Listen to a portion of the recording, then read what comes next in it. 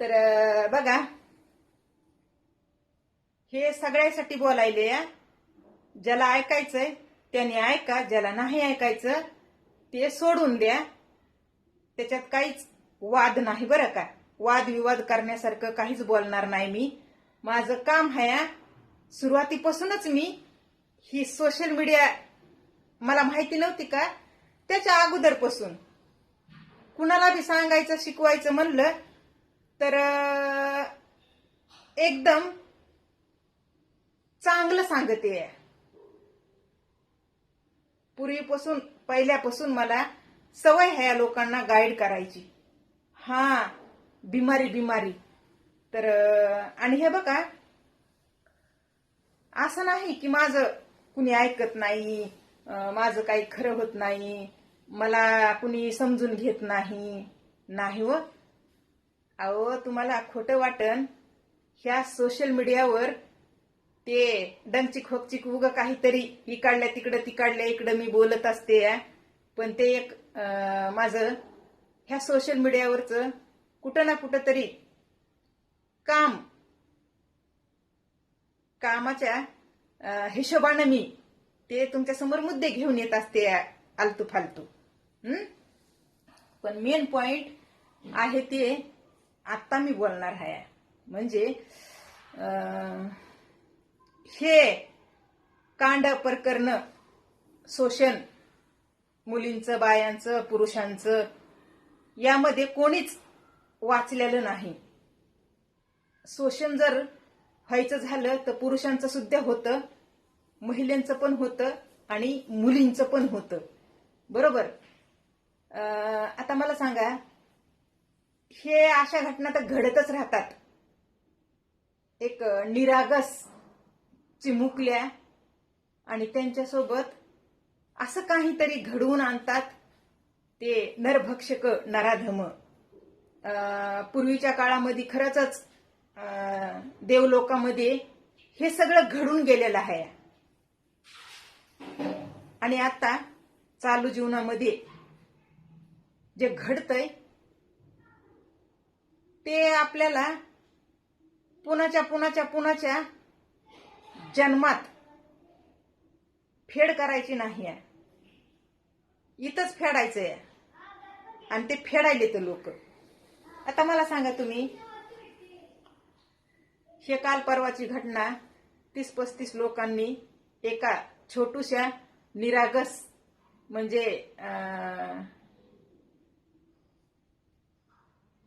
त्या भावनिक एकदम विश्वास टाकलेला त्या मुलीनं. भावनिक विश्वास म्हणजे आपल्या घरातल्यासारखं.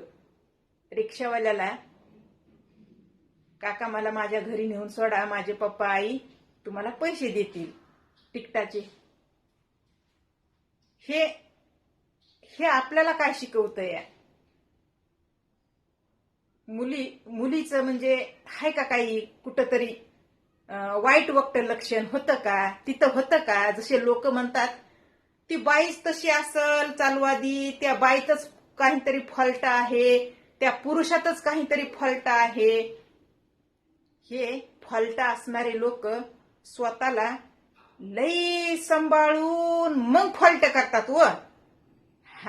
त्यांना माहित असतंय फॉल्ट म्हणलं की तिथं काहीतरी ऍक्सिडेंट होणार आहे.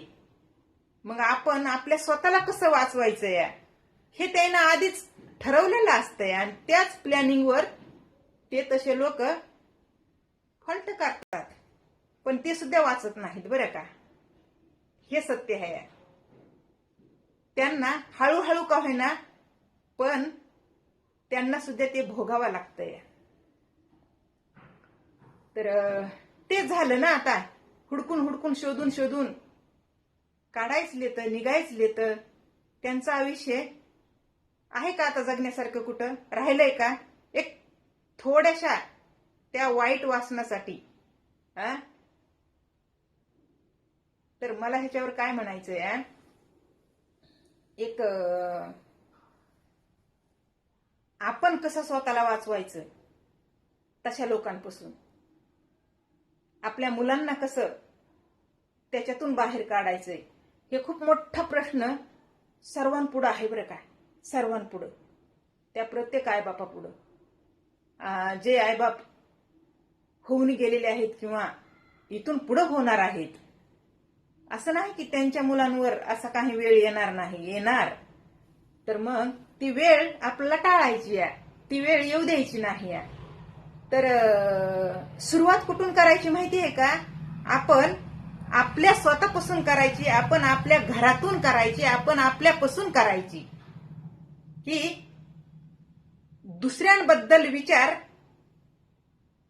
कधीच चुकीचे मनामध्ये आणायचे नाहीत व दुसऱ्यांबद्दल आपण कधीच असं फायदा घेण्यासारखं आपल्याशी करून पुन्हा शोषण करण्या इतकं तेवढी पात्रता आपण आपली नाही दाखवायची.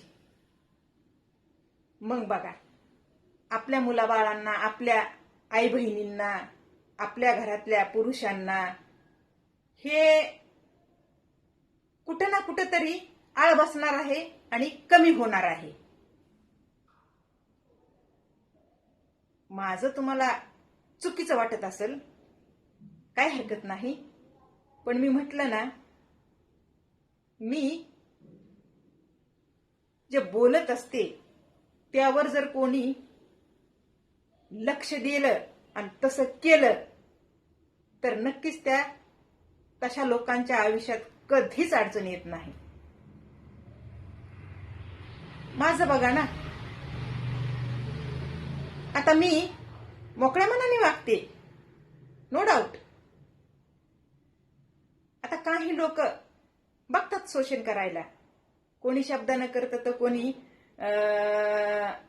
एक आपलेपणा दाखवून म्हणजे त्यांचा स्वार्थ, ते काय म्हणते, स्वार्थ काढून घ्यायला बघतेत. त्याने काय होतं? काय होतं? शेवटी मी माझ्या जाग्यावर आहे, पण माझ्या नजरेमध्ये जे लोक माझ्यासोबत चुकीचं वागतात ना,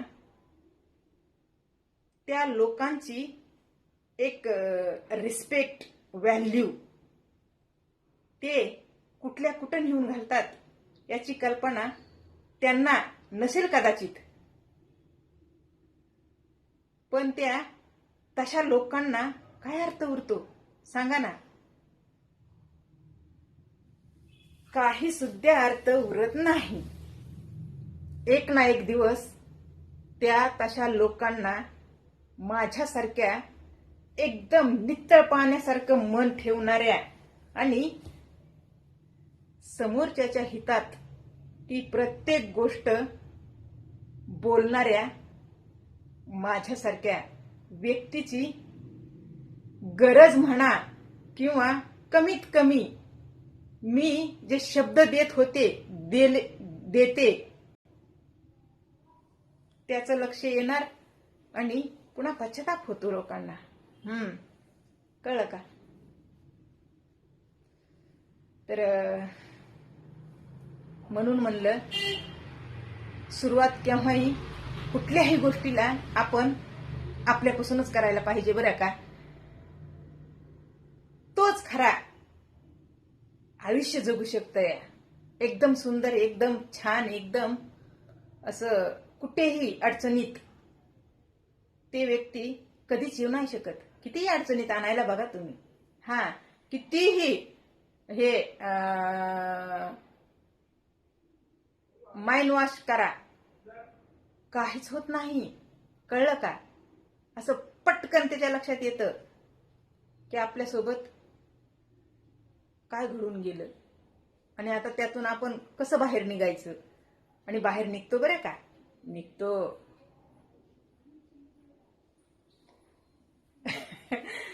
जाळे फेकणारे, जाळ्यात ओढणारे कधीही ते त्यांचं आयुष्य उज्ज्वल नाहीत करू शकत हो, नाहीत करू शकत. कळलं का?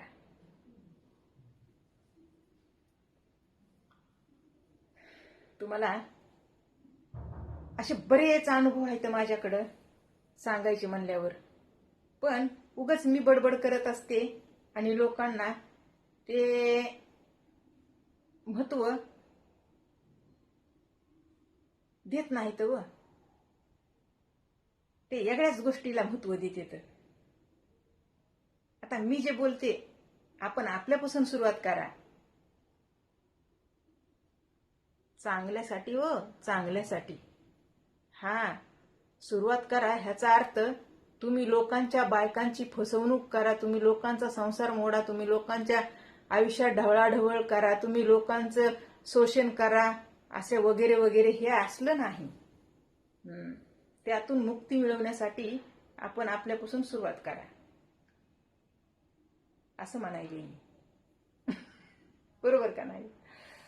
तर होऊन गेलेल्या गोष्टी पुन्हा भरून घेता येत नाहीत आणि ते एकदा जखम झाली ना ती मिळून जाते, भरून येते. पण त्या जखमेच्या ठिकाणी जे आपल्या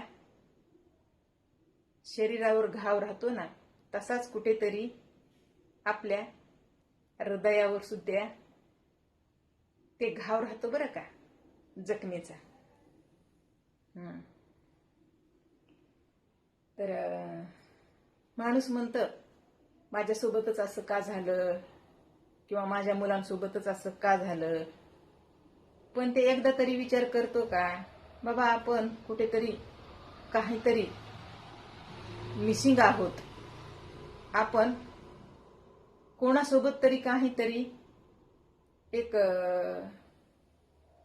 चुकीची वर्तवणूक नक्कीच आपल्याकडून घडली असावी. नाही कुणी मान्य करत. आता माझ्याकडून चुकीच्या गोष्टी केव्हा घडतात माहितीये का?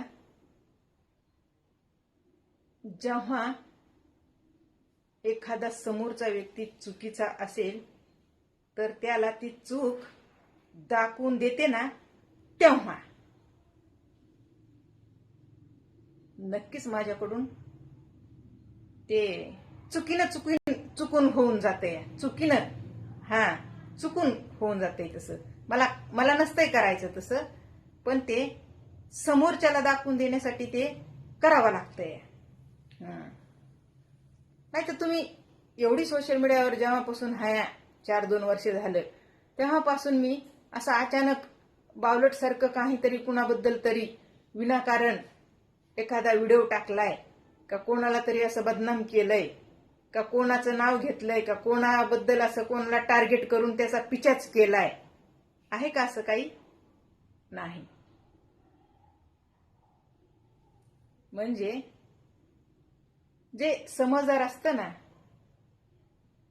ते असं काही करत नाही. ते सतत